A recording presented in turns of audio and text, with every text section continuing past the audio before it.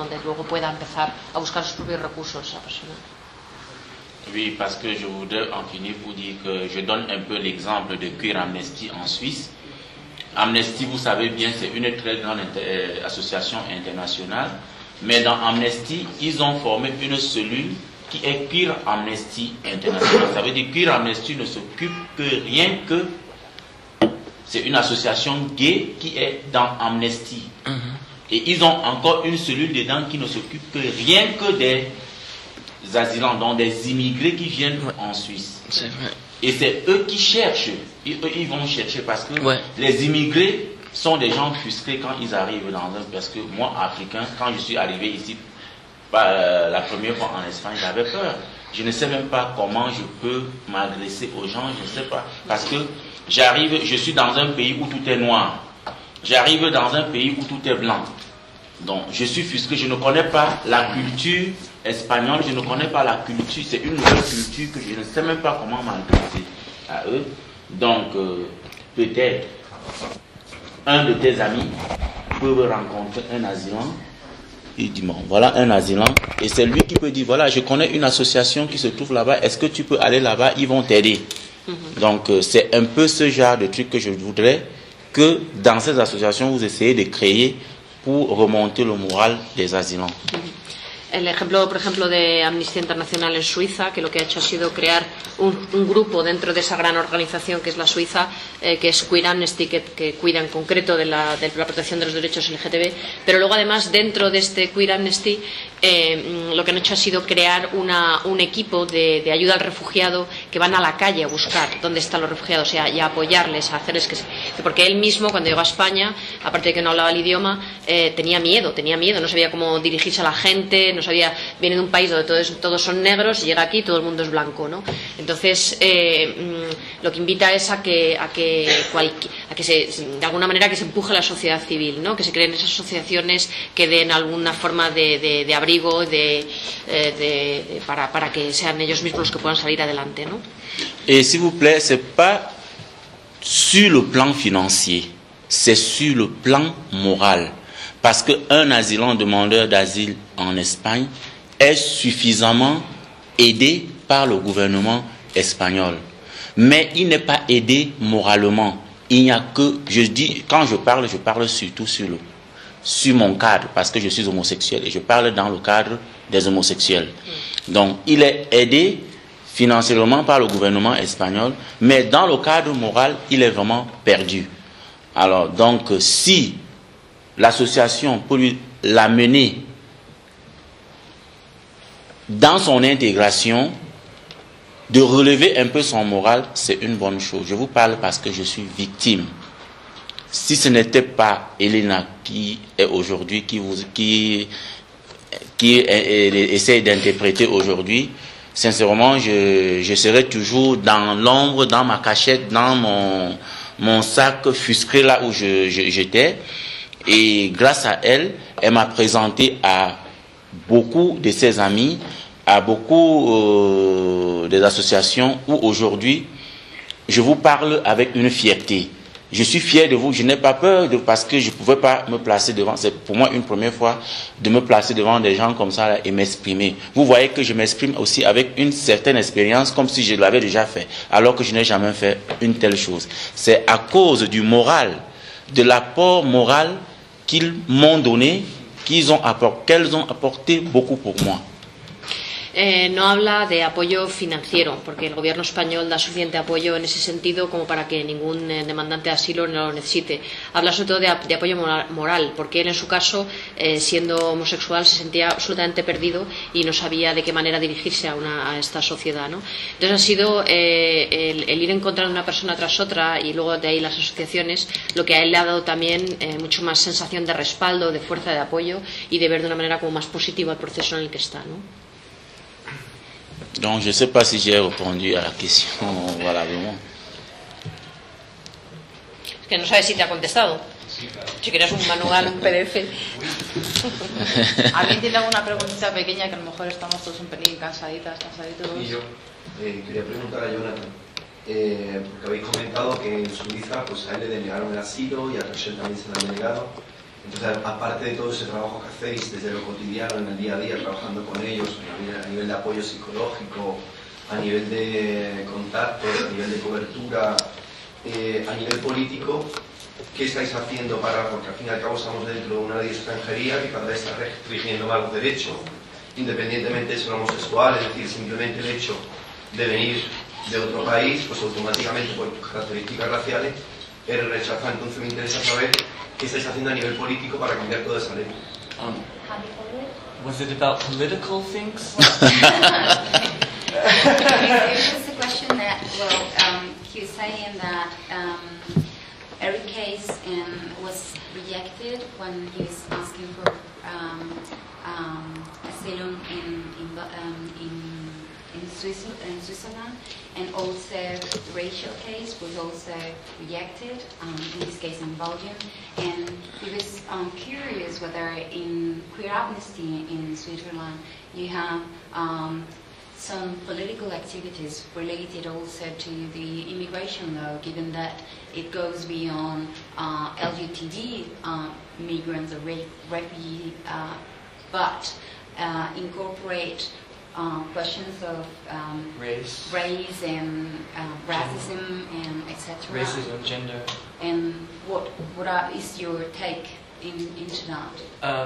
I still didn't quite understand everything. You said in other countries there were asylum cases that were rejected, and that's because the law is not good enough. It was a problem because... Los casos se pueden apelar. Amnistía, en el caso de Queer Amnesty, busca abogados especialistas que conocen la legislación internacional de modo específico. En muchas ocasiones esas demandas de asilo, cuando han sido apeladas, han recibido una contestación positiva. Además, Amnistía Internacional funciona como un lobby, lo cual quiere decir que no todas las cosas se resuelven en ese contexto específicamente, y realiza también trabajo directamente con las autoridades, en donde se les pide además específicamente por casos en concreto, ¿no?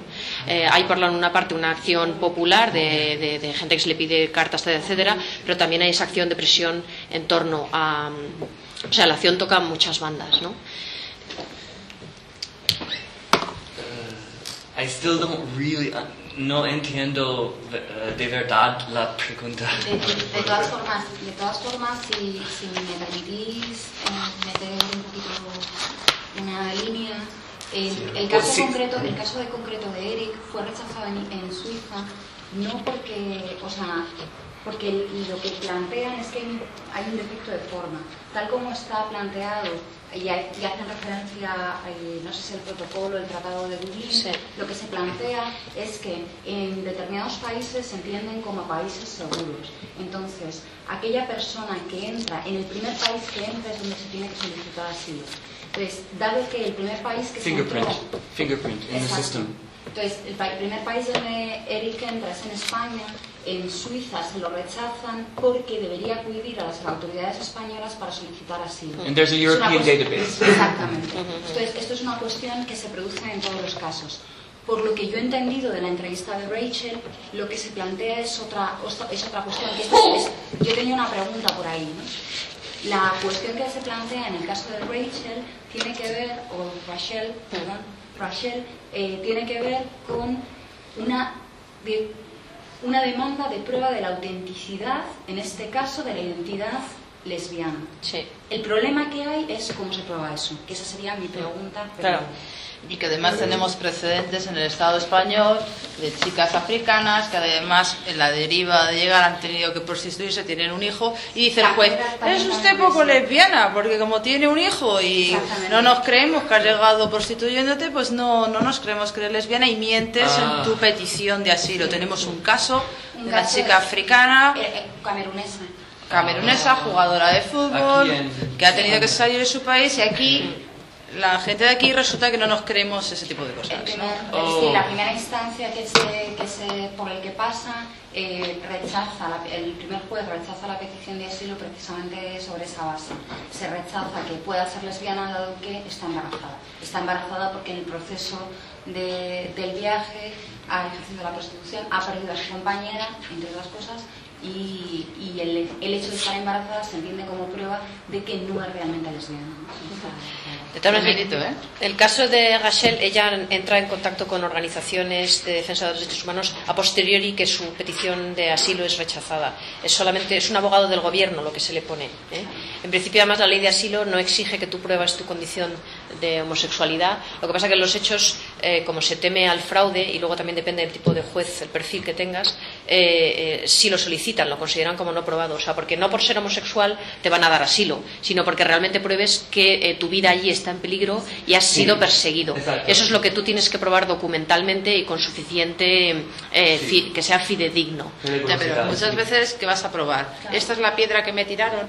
No, pero bueno, lo que tienen miedo un poco es a seguir cerrando, a seguir dejando abiertas las puertas, ¿no? Oye, una preguntita. ¿Cuál es la postura de Amnistía Internacional ante las leyes de inmigración de la Comunidad Europea? ¿Qué postura tiene? ¿Qué acciones de denuncia internacional, política? ¿Cómo se moja Amnistía? Sí, porque al fin y al cabo, es decir, estamos en una situación donde la ley de extranjería cada vez se está recrudeciendo más. Una ley de extranjería que, independientemente de tu afectividad a nivel sexual, como la vivas, simplemente por el hecho de ser extranjero, automáticamente se te está paralizando. Entonces, ¿qué hacemos ante esta ley? Que va a ser a partir de esa ley donde se va a empezar a cerrar el grifo. Y además, cada vez, con la cuestión de la crisis, esa ley de extranjería se está cada vez, pues, lo estamos llamando el cerrojazo. ¿Qué hacemos ante eso? Vamos a ver. Ahí hay varias cosas. Lo primero es que Amnistía Internacional, cuando hablas de la ley de extranjería te estás refiriendo a la ley de España. Amnistía Internacional España, bueno, sí, pero que luego tiene diferentes. Depende del trabajo de las secciones y hay unas secciones más conservadoras que otras. La sección española es relativamente conservadora. Hay unas que actúan de forma más política en unos países y en otros, ¿no? Y se pringan de una manera diferente. En el caso de la política con los refugiados, en los casos concretos, pues por ejemplo, aparte de la presión, uno de los hechos por los que se recoge el derecho de asilo es por la presión de estas organizaciones que están en los órganos consultivos. O sea, a ese nivel político ejercen continuamente, es un trabajo de lobby, forman parte de las decisiones de esas leyes y del cómo se escriben, cómo se redactan y son órganos consultores. Si luego se les hace caso o no, si pasan el rodillo, pues quiero decir, no van a poner un petardazo, no es la acción política lo que ellos persiguen, ¿no? Entonces, en el caso de España, yo creo que tendrías que concretar un poco más, ¿no? Porque la ley de extranjería, tendrías que concretar un poco más a qué te refieres, ¿no? Ha habido respuestas en concreto, pues si se refiere a acciones en prensa, se refiere... Pues la ley de extranjería en cuanto a la dificultad para el empadronamiento, la ley de extranjería en cuanto a la ampliación del plazo de internamiento en un centro en ICIE, por ejemplo, la ley de extranjería en cuanto a la dificultad para acceder a ese arraigo, por ejemplo, todo ese tipo de cosas que la ley de extranjería cada vez está dificultando más la posible estancia de un inmigrante en España, independientemente después de tu motivo por el que vengas aquí, es decir, porque todos los motivos... No estás hablando con personas que sean del equipo de refugiados, que son los especialistas en esto. Entonces realmente no te vamos a poder contestar como se debería, ¿no? En el contexto en el que se debería. Esto deberías hablar con un especialista en refugiados de la organización. Yo podría decir alguna cosita sobre la última reforma de la ley de extranjería en España.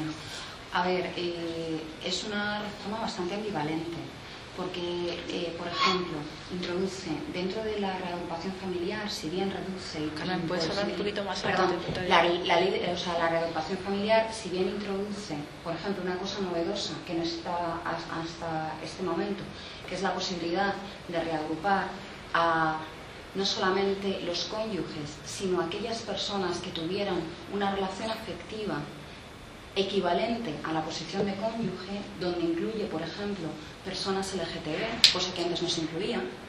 Sin embargo, sí que es verdad que reduce e imposibilita lo que se llaman las cadenas de reagrupación. También introduce la posibilidad dentro de la reagrupación que la persona reagrupada tenga desde el primer momento no solamente permiso de residencia, sino también permiso de trabajo, cosa que beneficia a las personas reagrupadas, porque antes estaban en una situación de dependencia. Hay problemas ahí con el tema, por ejemplo, de violencia de género, porque se sigue tramitando en casos